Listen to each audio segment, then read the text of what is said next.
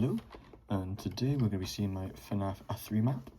As you can see, well, get into the thing.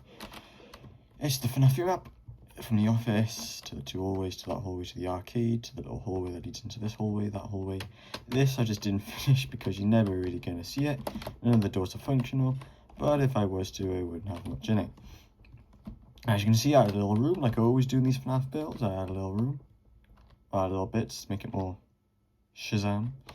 These are the pallets, these are the wall pallets. I of course went for this one for this build, and these are the floor pallets. These are in the new room, the room I added, the blue and red ones, and then these are just for the build. As you can see, there is a lot black and white checkered patterns.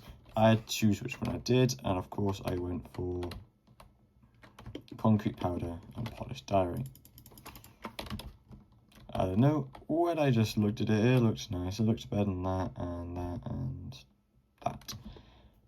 And we don't talk about this because I think I went for this.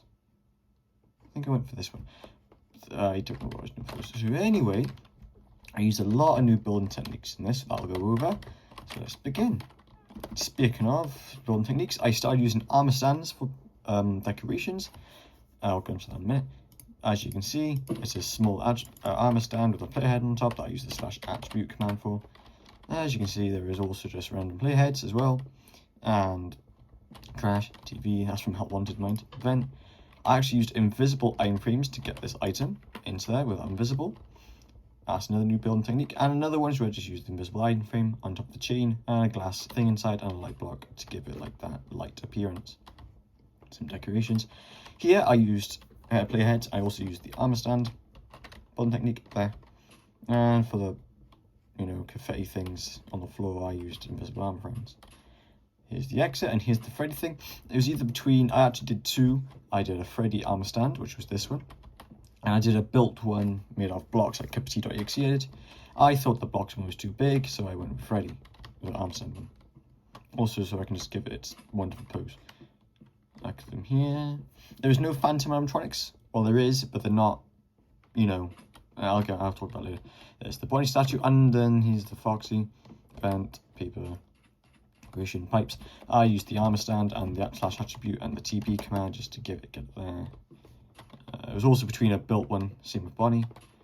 The other hallway, decorations. There's the hallway. We'll get into the hallway in a minute. Here's the arcade.